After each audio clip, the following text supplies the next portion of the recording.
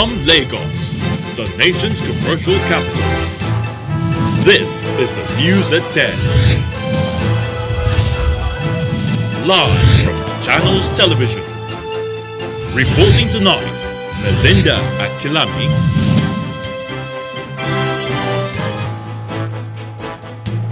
Hello and welcome. Family of COVID-19 index case in Kogi State confirmed patient was diagnosed with virus by the NCDC as the Nigeria Medical Association calls on President Buhari to order testing for the disease in the state. More people recover from COVID-19 in states across the country as Zamfara State government says there are no more patients in its isolation center. 268 Nigerians stranded in China following the outbreak of COVID-19 arrive in Abuja to undergo the mandatory 14-day quarantine. And U.S. National Guard mobilized to curb violence as cities across the country prepare for more protests over the killing of an unarmed black man, Mr. George Floyd. Plus, business and sports. On business news, President Muhammadu Buhari reshuffles NNPC's board of directors following the expiration of the current board's tenure. And on sports news tonight, sports in South Africa gets provisional green light to resume on Monday.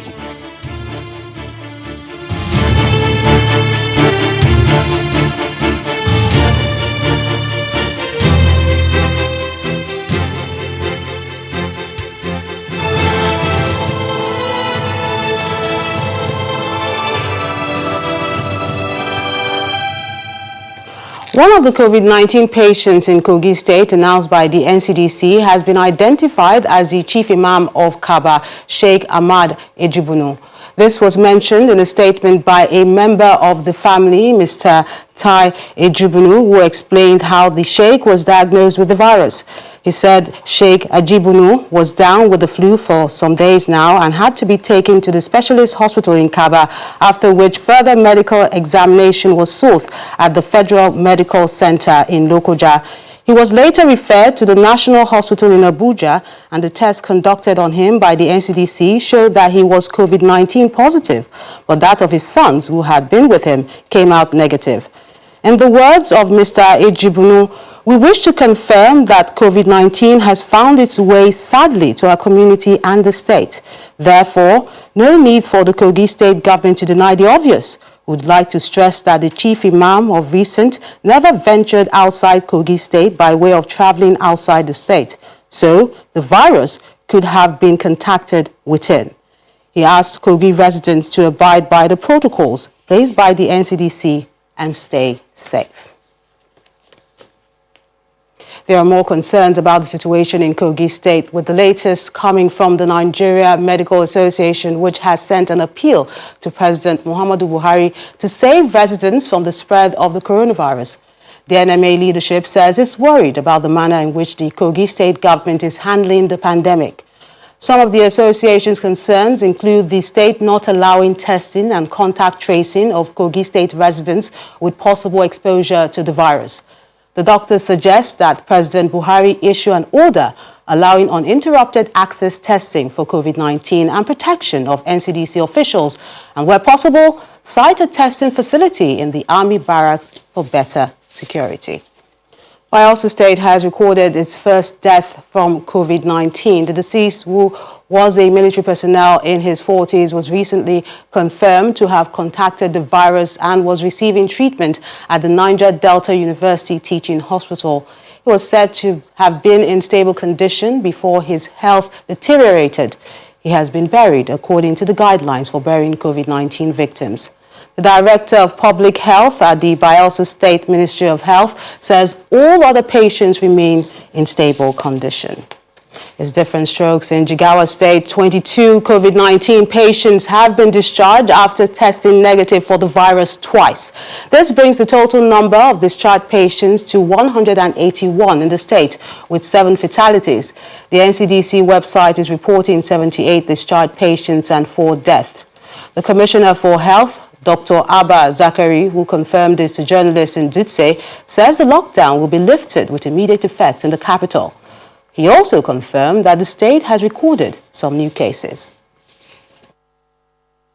We received results from Aminu Kano Bayero University, Kano, from the lab in Bayero University, Kano. And on the good note, out of that result, we have discharged 22 of our patients, bringing to total 181 patients that have recovered from COVID-19 and discharged from isolation. In terms of the additional caseload that we got, we have 24 additional cases. And unfortunately, most of these cases are coming from one local government area, which is Kaugama local government area. The call by the chairman of the Presidential Task Force on COVID-19, Mr. Boss Mustafa, for religious and traditional rulers to lead the containment of the coronavirus at the community level seems to be getting some more attention. Views from different parts of the country suggest that the best approach to the efforts being made by the government is to reduce the transmission rate as COVID-19 figures continue to rise. Our correspondent, Gimba Umar, has this report. The invisible killer of humans spreads faster.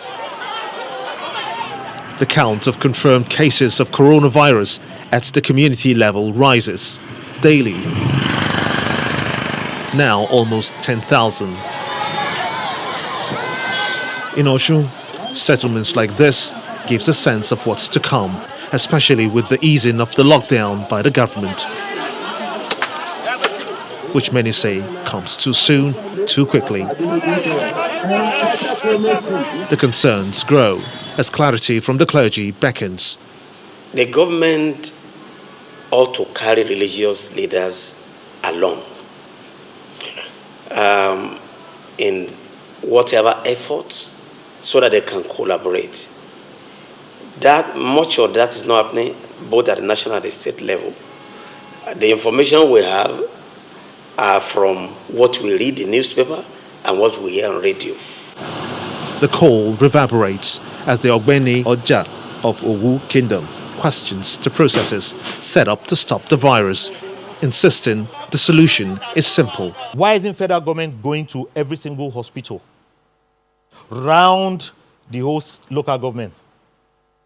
Hospital that is in their face, they can go to and they will not be victimized, or they will look funny that they are going to do something.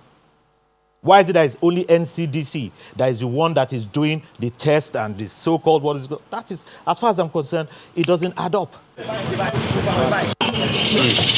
He's not the only one from the southwest to bear his mind on the best approach to contain the scourge. We've been preaching to them that COVID-19 is real. So irrespective of federal government giving orders, giving directives or not, we've been doing what is right and from what is wrong, because it's very important for us to see to the welfare and well-being of our people. Up north, in Adamawa, the concerns are alarming as well. Here, no guidelines are observed, social distancing ditched, as unmasked children move freely. Traditional leaders fear for the future. All the watches, we ask them to go around and make sure that there will be no any chopped off people, either outside the house or inside or by the roadside. The story worsens in the east. Nobody should have any ceremony that will attract more than 20 people, be it burial, be it any kind of ceremony. As both tradition and religion join in the efforts to stop COVID-19, the hope is that people will see reasons to comply with the guidelines by the government and make tackling the complex pandemic simple. Gimba Umar, Channels Television News. For many years, The people in the northeastern part of Nigeria have suffered the devastating effects of insecurity. The insurgency has left in its trail thousands of internally displaced persons, with the government initiating programs to stabilize and resettle affected population. In this next report, we give an update of how they are coping with the global COVID-19 pandemic amidst insecurity and extreme poverty. The raging insurgency broke out in the northeast in 2009. It's been 11 years of unrest before global pandemic, the coronavirus, hit the region again, with the index case recorded in Bauchi State. There were concerns about multiplier effects should the disease find its way to the 3 states most affected by the insurgency, especially Borno State. This is because of thousands of people displaced by the insurgency, living in clusters in makeshift shelters, heightening the tendency for its widespread. The insurgency and communal clashes in places like Taraba and parts of Adamawa State have overstretched social and infrastructural facilities. This brings to fore the issue of access to health care. Government has been trying to ensure that they provide the necessary facilities. They also equip the security and give them the support that is needed to ensure that those living in those areas can easily go to the hospitals or the health facilities available. Of course, most of these areas, they have primary health care. They have cottage hospitals like in Madagali. In Michika, there is a general hospital. These facilities are functional, but that has put additional cost on government. It has added pressure on our financial resources. So we have been coping effectively, even though it's a great challenge.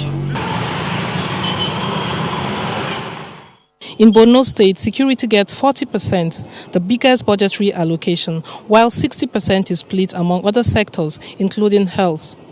The pandemic has exposed the weakness of the health sector in Nigeria, as confirmed by the Secretary of the Government of the Federation himself, and back here in Borno, the government is now considering an upward review of allocations. In Yobe State, our next-door neighbor, the attack on soft target is likely to scare farmers away from cultivating, which could lead to food crisis. Yobe is the gateway to Borno State, and it is currently dealing with the influx of people daily defying the travel ban, trying to get to Borno State. Coronavirus has further slowed down the economy of the Northeast, which has already suffered several blows as a result of insurgency attack. Hajara Aliu from Northeast Bauchi State is standing by to speak more about this.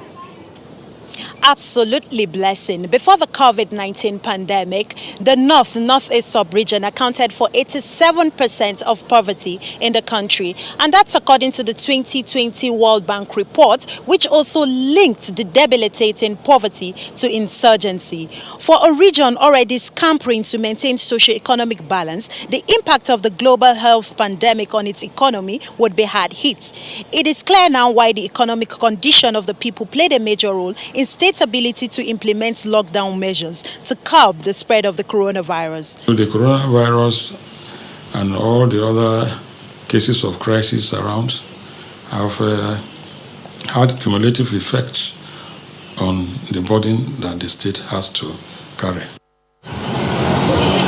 Also, records from the National Bureau of Statistics indicates that the Northeast accounts for only 4% of IGR, and considering lean resources from over-reliance on federal allocation, governors in the region would have to think outside the box, which some have already started, and act swiftly to implement measures that would save the region from plunging further into economic woes. From Bauchi State, Hajara Aliu, Channels Television News. In part 2, after the break, we'll further examine the health crisis amid the insecurity in the Northeast, and we'll be joined from our studios in Maiduguri, the Borno State capital, by the Commissioner for Health, Dr. Saliu Kayabuya. Plus, more on the fight against the coronavirus pandemic as all patients in Zamfara Isolation Center are discharged.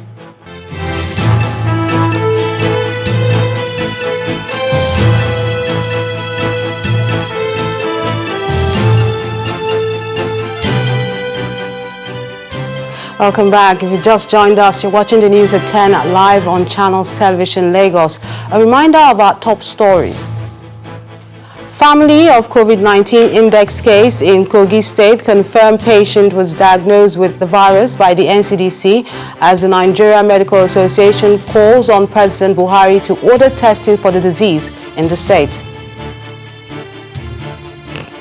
More people recover from COVID-19 in states across the country as Zamfara State government says there are no more patients in its isolation center.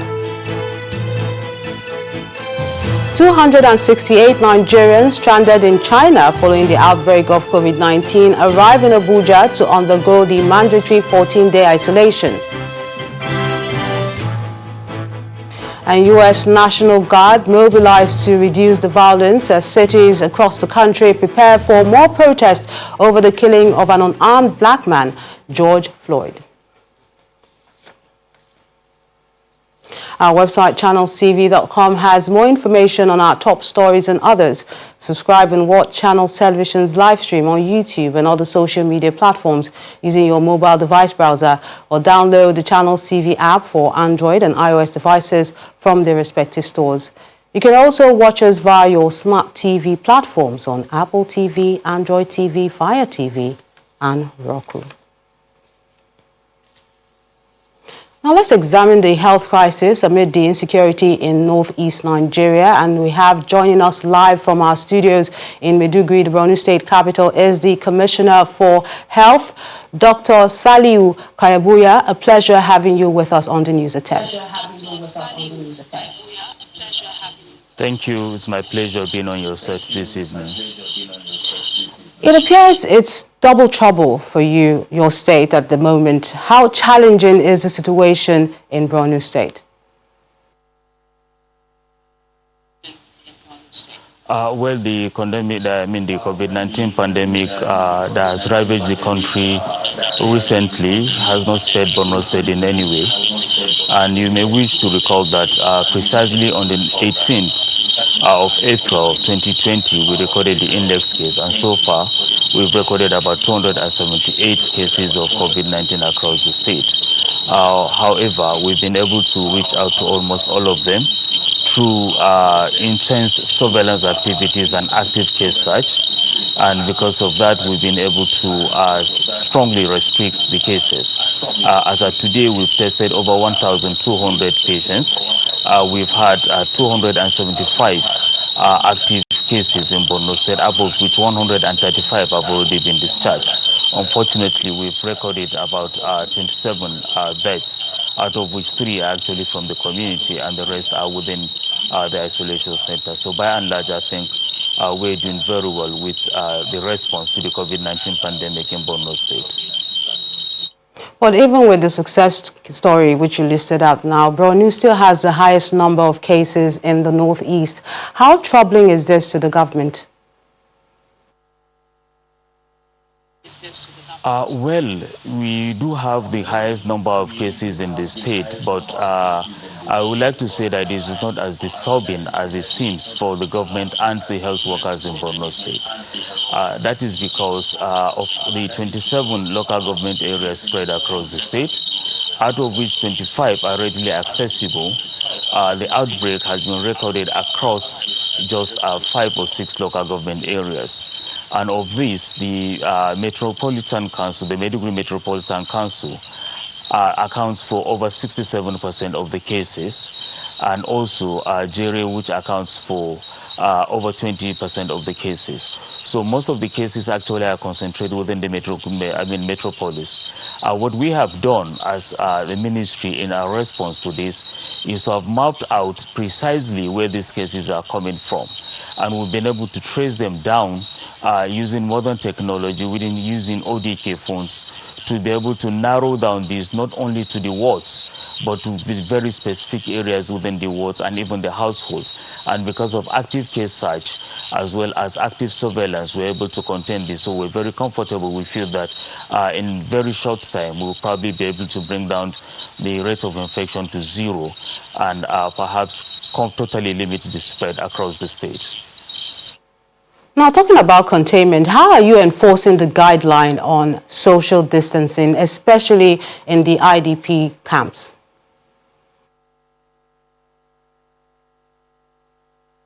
Well, the IDP camps has been our major concern from the outset, and our immediate response was actually to secure the IDP camps. And in doing that, one of the very proactive measures we have taken was to restrict access to the IDP camps, such that there are no visitations. Only government officials, approved government officials, were allowed to go in to provide services, and this included the healthcare workers, those providing watch services, and only those on essential services, such that people are not allowed to go into the IDP camps as they are. And thank God, so far we've been able to secure the IDP camps, and we've not recorded any infection within the IDP camps. And as for the health workers or other workers, humanitarian service workers that go in there, because of this restriction, we've been able to also contain that. Now, for those who live in the host communities, because these are densely populated areas also, attention having been drawn to these areas, we've put in also, again, very proactive measures, ensuring that, if nothing, we've been able to institute social distancing and the use of face masks, because the government has produced and distributed well over 150 cloth face masks to all these individuals, targeting these people in particular. And you remember that these are people who live or depend on the government for stipends. Their foods and consumables are usually provided by the government because of their devastating condition. And we took advantage of that to make sure that we're able to teach them the basics of prevention, which includes hand washing, social distancing, as well as the use of the face mask, which we have provided to quite a number of them. So I think with the IDP camps, we're really comfortable. Many thanks for sharing your thoughts with us. The Commissioner for Health in Borno State, Dr. Saliu Karabura. It's my pleasure being on your set this evening. And let's move to Kaduna State, where a 4-month-old child who was earlier tested negative or positive for the COVID-19 has been discharged from the COVID-19 isolation center in the state.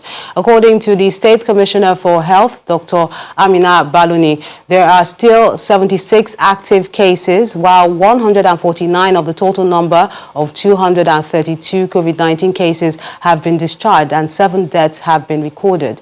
The state has tested almost 2,000 samples, but warns that the number of positives are likely to rise as more tests are conducted in more places.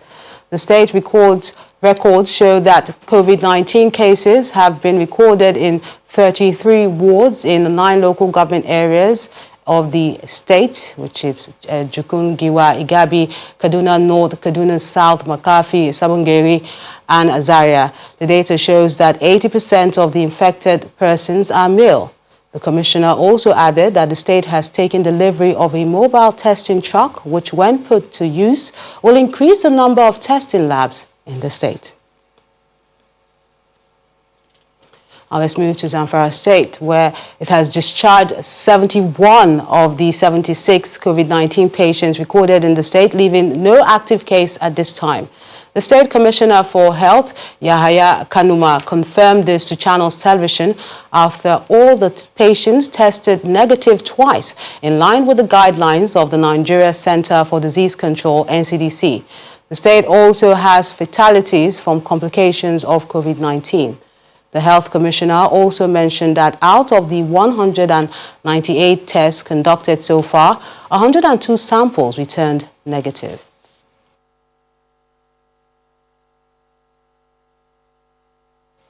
As calls for local production of vaccines continue to get louder, there are even more calls for the government to pay attention to medical research and development in the country.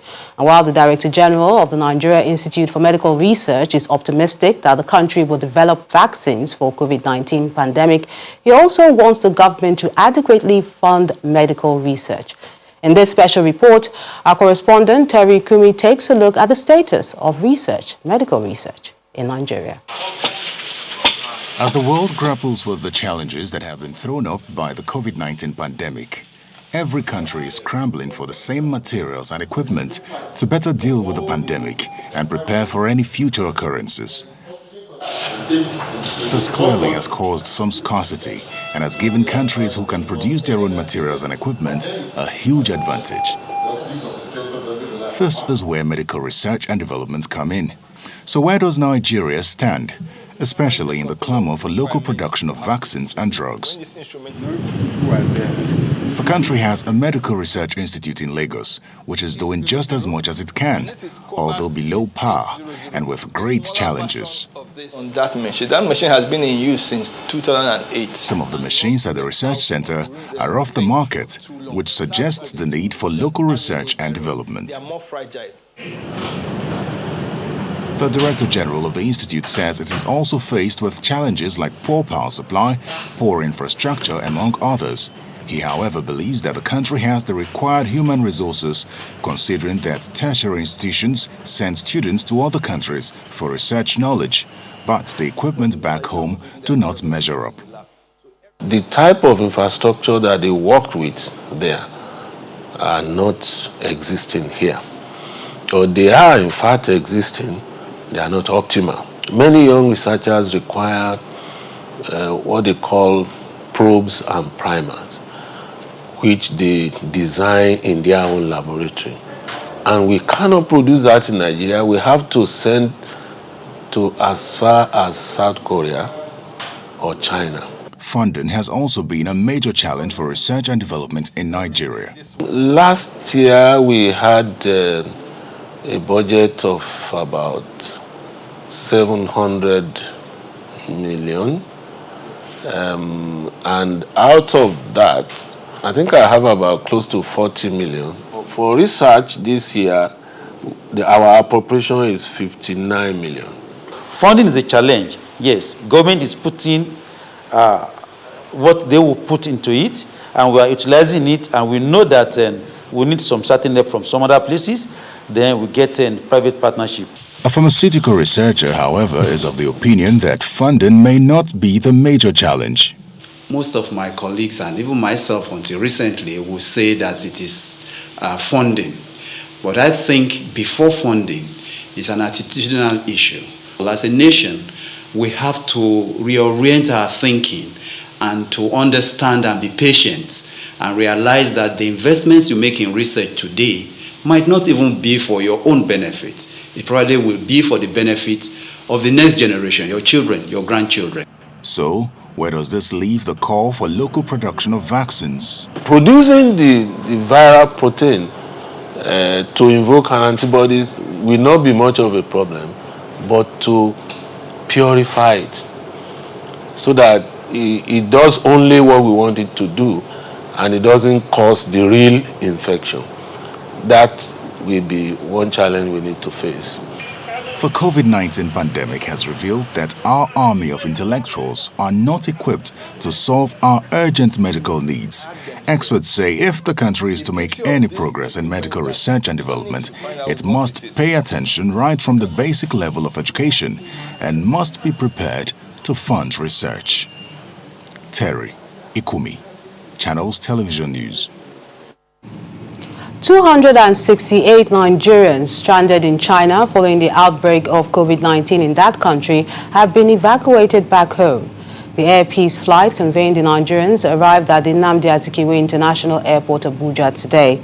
This was announced in a tweet by the Nigerians in Diaspora Commission, NIDCOM, explaining that they landed in the country at exactly 2:30 p.m. According to NIDCOM, all evacuees will be proceeding on compulsory 14-day quarantine as mandated by the NCDC and Federal Ministry of Health. When the news at 10 returns, President Buhari reconstitutes board of Nigerian National Petroleum Corporation, but its chairman is yet to be named. That's on Business News. Join us again.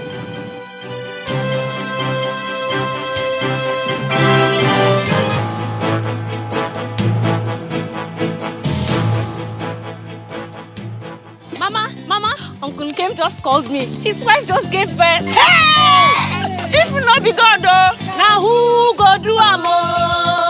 Now who go do am? Hey, I thank God. Boy or girl? I was too excited to ask. Let me get my phone and call him. Mama, it's a... Mama, what's wrong? So, I no fit see my grandpikin now as dem dey obodo oyibo.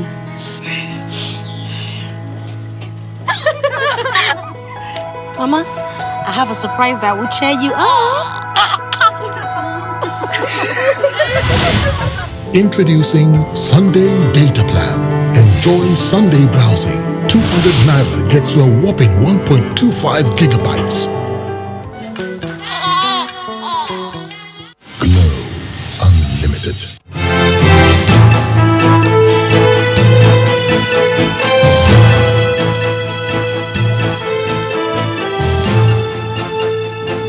Welcome back. This may not be cherry news for the nation's fight against COVID-19, as the National Association of Resident Doctors has threatened to embark on an industrial action. The doctors have issued a 14-day ultimatum to the federal government to address some pending issues, failing which they will down tools. They issued the warning at a press briefing after the 40th Ordinary General Meeting of the association in Bauchi, where they listed their demands, including payment of all salaries. We observed some of the challenges we have providing healthcare service in Nigeria, ranging from the inadequacy of personal protective wears in our various hospitals. It also included the non-implementation of the Residency Training Act that was recently passed in 2017 to govern residency training in Nigeria. We also observed the recent disengagement of 26 resident doctors from the University of Jos Teaching Hospital without recourse to the Residency Training Act that was recently passed. We also observed that though the federal government and other state governments had gone to announce to the world that they have reviewed our hazard allowance and have paid such, we observed that such payment was actually not made. We also observed that the recent COVID-19 inducement allowance that was widely speculated to have been paid to doctors and other healthcare workers again has not been paid. So at the end of the meeting, the members of the association resolved that all the above stated and noted concerns should be addressed between now and the next 14 days, failure of which the association shall be proceeding on a national total industrial action should these demands remain unattended to. The Independent National Electoral Commission, INEC, says it plans to go ahead with the governorship elections in Edo, Ondo, and other by-elections spread across 9 states in the country. That's despite disruptions caused by the COVID-19 pandemic. The INEC chairman, Professor Mahmoud Yakubu, confirmed this during a virtual meeting with resident electoral commissioners. According to him, the deployment of the information technology for the management of electoral processes will play a huge role during the preparations for the polls.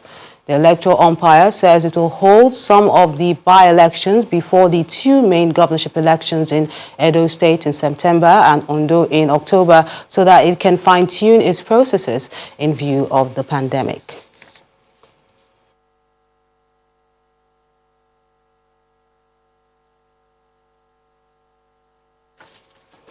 As the APC-led government marks its first year of its second term and the 5th year beginning in power, it insists that it has performed well in areas on which it promised change. One of them is reviving the nation's economy with focus on agriculture through the Anchor Borrowers program to fund smallholder farms.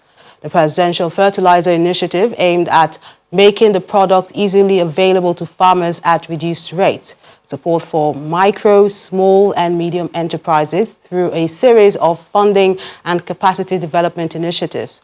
Ease of doing businesses reform success through various presidential initiatives, resulting in Nigeria moving up on the World Bank's Ease of Doing Business ranking. Reforms of monetary, fiscal, trade, immigration, consumer protection, coupled with executive orders aimed at improving efficiency in the business environment.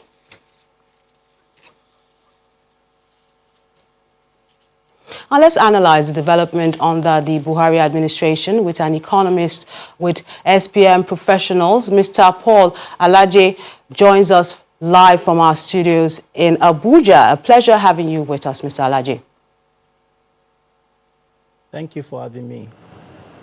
What's your assessment of the present administration in the last 5 years? Thank you once again. My assessment of the present administration in the last 5 years is what I will call the good, the bad, the ugly. I think government have done really well in terms of output of rice production. It has increased production from what we had in 2015 of about 3.9 million metric tons to about 4.9 million metric tons. And government has also moved Nigeria away from 169 out of 189 countries when it comes to ease of doing business to a new level of 131 now out of 190 countries. Again, you look at issue of minimum wage.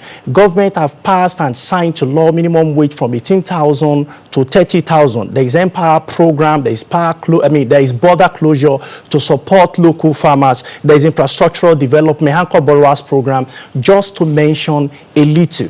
But what are the things that I think are not good enough for Nigeria? Number one, debt profile. The debt profile in 2015 was $63 billion, which was equivalent of 12 trillion naira. Today, as at the last figure released by the Debt Management Office on the website www.dmo.gov.ng, it's as at the last report, 84 billion US dollars, equivalent of 27 trillion naira, which is more than times 2 of what it was. Inflation in 2015, in May 2015 was 9%. Today is 12.3%. We also have unemployment rate at 8.2% in Q2. Today is 23.1%. We have exchange rate 196 official rate. Now it is 360 official rate. GDP growth was 2.32%. Today, Q1 is 1.87%. We have, and so many other things. Now, what I would call the ugly is yet to happen. We have never had any administration, either in first term or 2 terms, experience recession 2 times. I hope that the coming recession will not happen. And I'll be hopeful just the way Monetary Policy Committee was hopeful that Nigeria may not go into recession. But if we quickly consider, like many other countries have done, by reopening the economy, considering aviation, hospitality, industry, religious activity, education, and instructing contractors of government, those that are working on public capital expenditure, particularly construction, in power and so on, to go back to work so that we can induce the economy, we can boost the economy, so the slow growth that came down from above 2% to 1.87%, we may not necessarily go into recession. But a day delay will make us to go into months of possible recession. Now, Mr. Alaje, another issue is that the administration has engaged more in borrowing than ever before, to the tune of 33 trillion naira in total. How positioned is the country to meet these obligations? If you can quickly tell us that. Yeah, well, quickly, if we had the recently approved loan, it would be about 33 trillion naira. And I can tell you that it's unprecedented, and I can foresee that our service will be far more than 60% in the coming period. It's even projected that in the next 10 years, we may spend 75% of revenue to service debt. Is this sustainable? The answer is not. This is what we consider. I understand that some economists will say that our debt to GDP, debt to GDP in economics is necessary condition. What makes it sufficient condition is if our revenue service, our debt service to revenue is far beyond 60 kobo to 1 naira. That is, every 60 kobo, every 1 naira we generate, we spend approximately 60 kobo to service debt. That is not sustainable anywhere, because the opportunity cost of that 60 kobo is construction, road construction, education, health, and so on and so forth. So if Nigeria generates 1 trillion naira, what it means is that 1 trillion naira generated in revenue, we are going to have approximately 600 billion naira to service debt. Debt, domestic, and debt, of course, foreign debt. Those monies are things that have excluded federal government. But the most important one, however, is the rate of debt and economic growth. The rate of debt in the last 5 years have been 15%. That's the rate of borrowing. But economic growth has been, according to the last report we have, less than 2%, which means the money borrowed is not having impact. Because if it is, how come that with the borrowing and spending on infrastructure and so on, what we have had in terms of unemployment has not increased significantly. In fact, unemployment from what we have today has grown from 8.2% to 23.1%. And underemployment is even more than that. Youth unemployment is over 30% today. What it means is we've been borrowing, but on what exactly have we been spending the money? There are loopholes, there are leakages in expending some of the monies that we have borrowed, particularly for capital expenditure. Economist Mr. Paul Alaje, a pleasure sharing your thoughts with us on the News at 10. Thank you for having me. The former Group Managing Director of the Nigerian National Petroleum Corporation, Dr. Mikanti Baru, has died after a brief illness at the age of 60. The Group General Manager, Group Public Affairs of the NNPC, Dr. Kenny Obateru, who announced his death in a statement today, said he passed away at a hospital in Abuja on Friday night. He was the 18th Group Managing Director of the corporation and directed the affairs of the corporation from July the 4th, 2016 to July the 7th, 2019. His successor, Mr. Amile Kyari, paid tribute to the late Mr. Baru on his social media platform, describing him as a man of exemplary character and disposition. Meanwhile, President Muhammadu Buhari has condoled with the family of Dr. Baru. He also commiserated with the government and people of Bauchi State, as well as the management and staff of the NNPC over the loss. In a statement by his special advisor on media and publicity, Mr. Femi Adesina, the president said that Dr. Baru worked really hard and initiated reforms in virtually all departments of the corporation.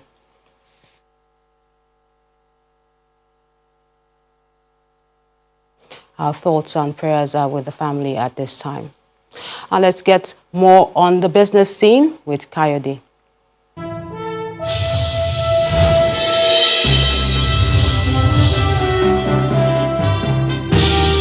Well, thank you, Melinda, and you're welcome to Business News. President Muhammadu Buhari has approved the reconstitution of the board of the NNPC, and that follows the expiration of tenure of the board appointed in 2016. Members of the new board, which are drawn from each geopolitical zones, are Mohammed Lawal from the northwest, Tajuddin Umar from the northeast, Adamu Atta North Central, Senator Magnus Abe South-South, Dr. Stephen DK Southeast, and Pius Akinyelure from the southwest. 3 out of the 6 members are returning to the new board, which will be in place for the next 3 years. Meanwhile, latest data from oilprice.com shows that OPEC members kept their output compliance level down by 74% from the April level, producing 24.77 million barrels per day, with output down by 5.91 million barrels. The report also indicates that Nigeria and Iraq did not keep their commitments to the huge production cut deal, which sought to reduce crude output by 9.7 million barrels per day. Meanwhile, oil exports from Angola and Congo remained steady at high prices on Friday, while Nigeria continues to face some difficulty in the oil market, with around 50 cargoes of crude oil yet to be sold for the months of June and July due to sluggish demand from Europe. And the stock market ends the last trading week of May in the green, up by 0.25%, driven by bargain hunting activities in 3 out of 4 trading sessions. Investors' interest were largely evident in stocks across the 4 major sectors of the equities market, the insurance and industrial goods counter in particular, which jumped by more than 3%, while the oil and gas sector fell by 0.34% due to some profit-taking. Nemeth Pharmaceutical tops a list of 34 gainers for the week with 31.40% increase in its share price. Regency Assurance leads 20 other losers after a 13.04% price load shed, while 108 equities were unchanged. Meanwhile, total volume of shares traded for the week was lower at 1.25 billion naira in 20,554 transactions, in contrast to 1.71 billion shares traded last week, while Tier 1 lenders FBN Holdings, Zenith and GT Bank are top on the traders list.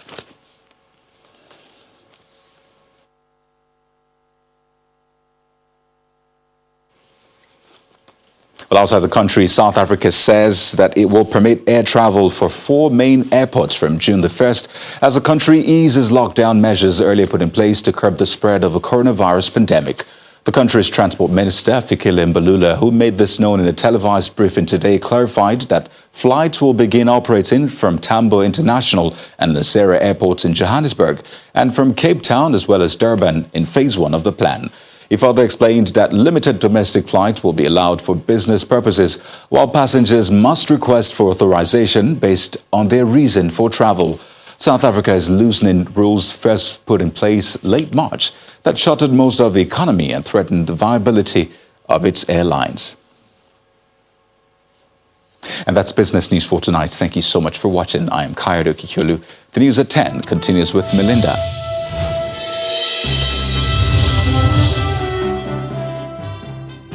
Many thanks, Kayode. Still ahead on the news at 10. In South Africa, sports gets provisional green light to resume on Monday.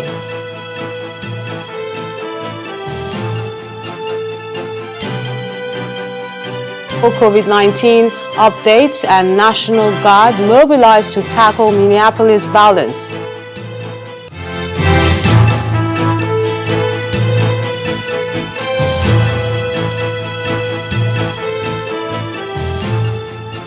Kayode has the latest in the world of sports.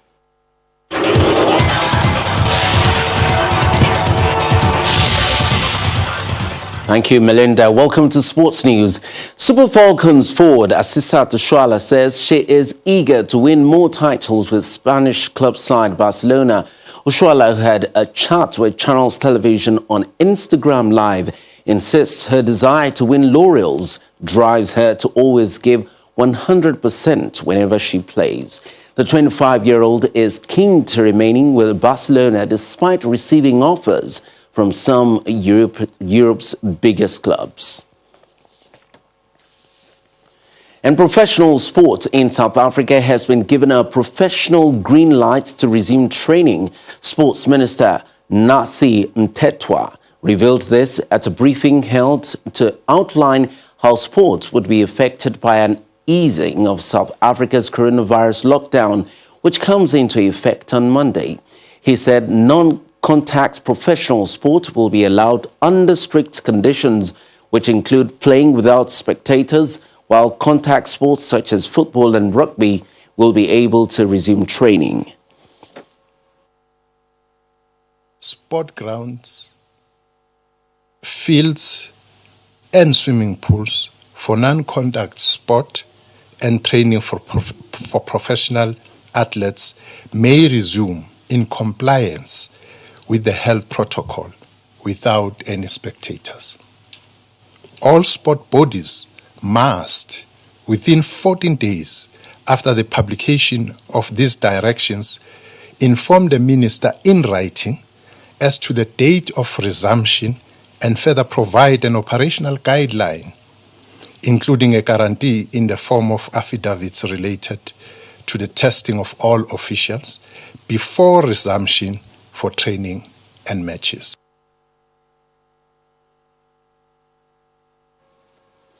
And after a near 3-month shutdown, all competitive sports in Britain can now resume from June the 1st behind closed doors, provided strict conditions are met.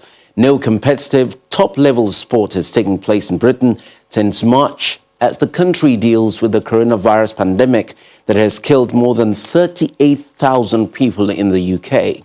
Culture Secretary Oliver Dowden outlined the strict criteria that must be met to allow elite athletes and professional sportsmen to resume.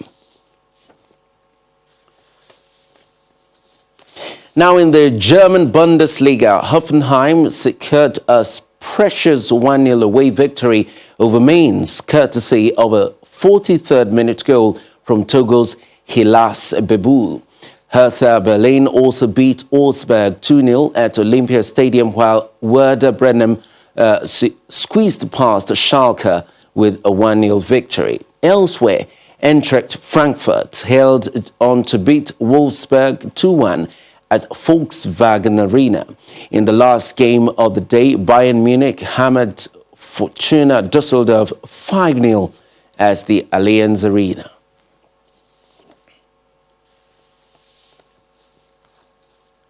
And that will be all in sports news tonight. Many thanks for watching. Back to you, Melinda. Many thanks, Coyote. President Donald Trump has been criticized at home and abroad after announcing he's ending U.S. ties with the World Health Organization. President Trump says the WHO had failed to hold China to account over the coronavirus pandemic. He suspended U.S. funding to the agency last month and on Friday permanently halted the payment. The U.S. was the single largest contributor to the WHO. U.S. President Donald Trump's decision to end the U.S. relationship with the World Health Organization has been met with strong criticism. The European Union has appealed to him to reconsider. Germany says the decision is disappointing, while a U.S. senator warns it could hurt efforts to develop a coronavirus vaccine. In other developments, Indian Prime Minister Narendra Modi has praised the country's resilience and warns that there is a long battle ahead in the fight against the COVID-19 pandemic, as the country recorded its highest one-day rise in cases to date.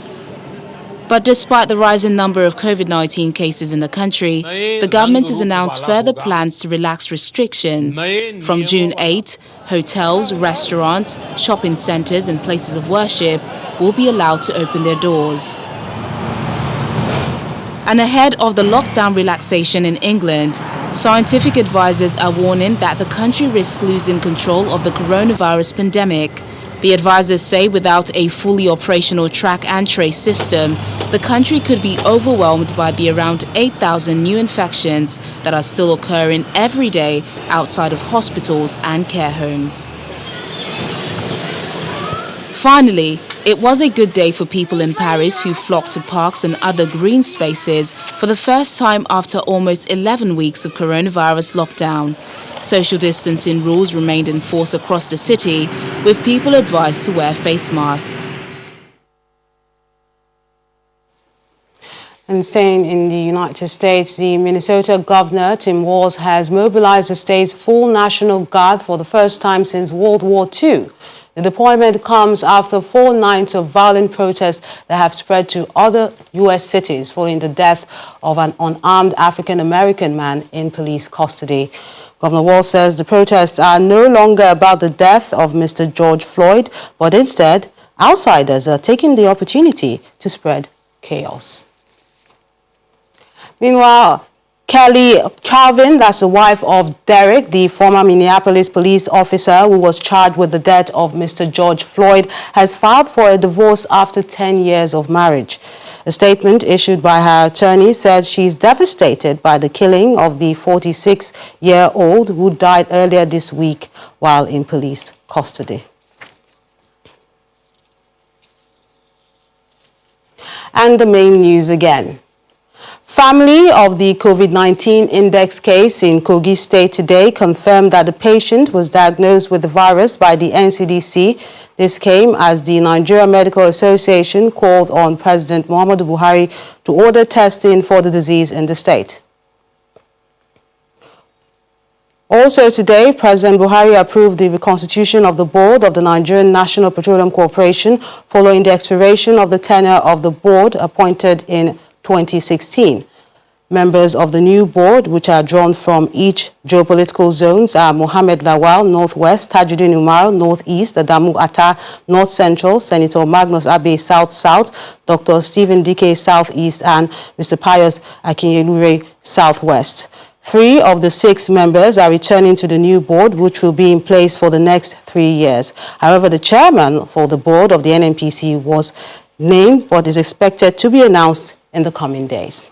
Was not named, but is expected to be announced in the coming days.